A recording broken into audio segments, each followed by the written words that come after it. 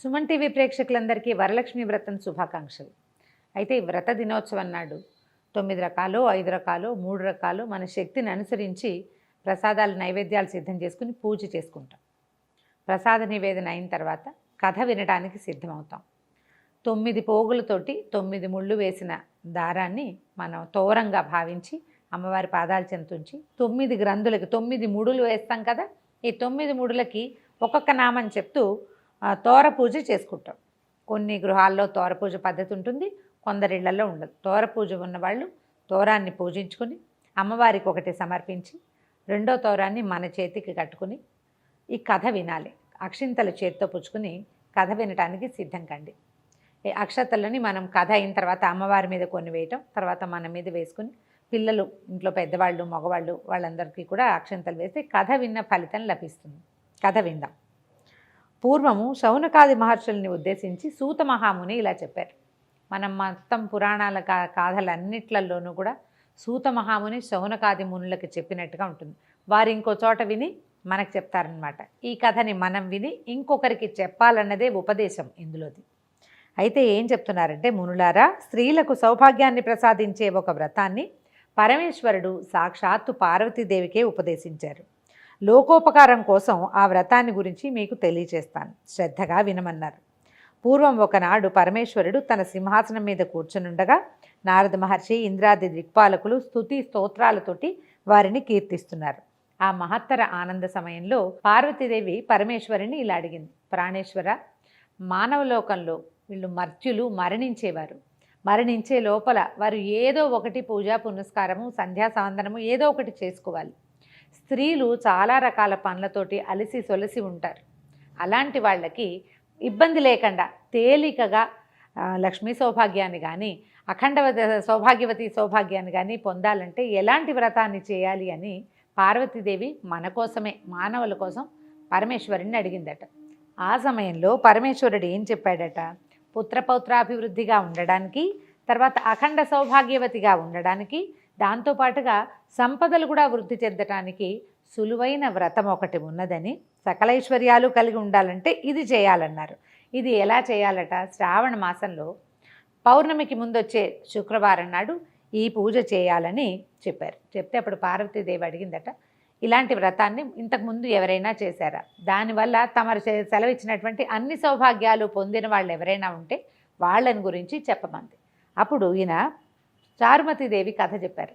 కథ చిన్నది కానీ ఇందులో మనం తెలుసుకోవాల్సిన చాలా విషయాలు ఉన్నాయి.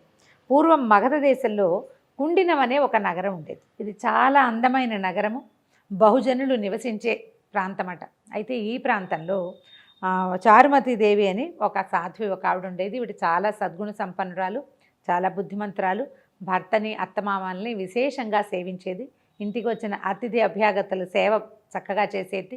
లోకోత్తరమైన గుణాలు కలిగినటువంటి సాధ్వి. అయితే ఒకనాటి రాత్రి ఆమెకు స్వప్నంలో లక్ష్మీదేవి కనపరిచిందట. స్వప్న దర్శనం ఇచ్చి ఏం చెప్పిందట, నీ సద్గుణాలకి నేను మెచ్చాను, నీకు కావలసిన వరాలు ఇవ్వాలనే కోరికతోటి నువ్వు ఏ వ్రతం చేసుకోవాలో అది ఉపదేశించడానికి నీ కల్లో కనపడ్డానమ్మా.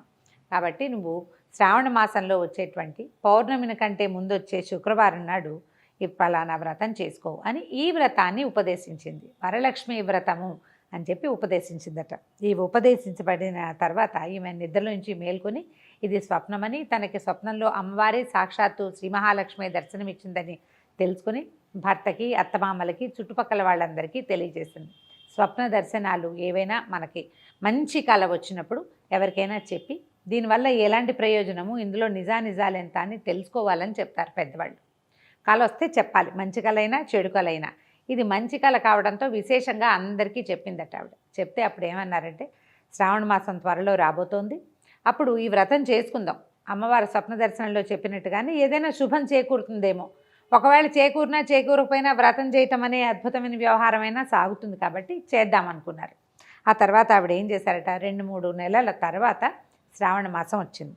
ఆవిడ తన భర్త ప్రోత్సాహంతో పట్టణంలో ఉన్నటువంటి స్త్రీలందరికీ కబురు చేసిందట. ఈ రోజున అమ్మవారు వ్రతం చేసుకోమని ఆదేశించింది కాబట్టి ఎవరెవరి గృహాలలో వాళ్ళు వ్రతాలు చేసుకోండి, మా ఇంటికి రాగలిగిన వాళ్ళు రండని చాటింపులాగా ఒక పేరంటానికి పిలుపు చేశారనమాట.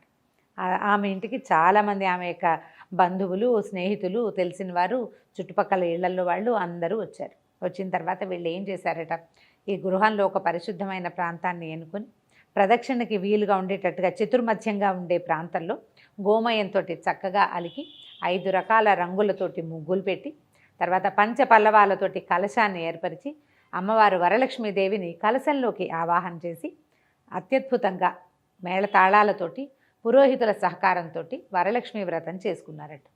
వ్రతం అనగా ఏమిటి? పూజ ఒక విధానం ప్రకారం చేయటం.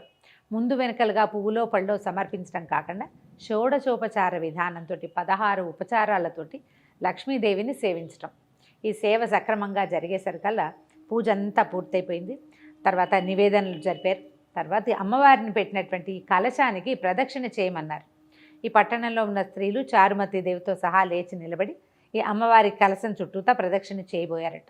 మొదటి ప్రదక్షిణ చేయగానే ప్రదక్షిణ చేస్తున్న స్త్రీలందరికీ కూడా చేతులకి పాదాలకి ఎన్నో రకాల స్వర్ణాభరణాలు వచ్చినాయట.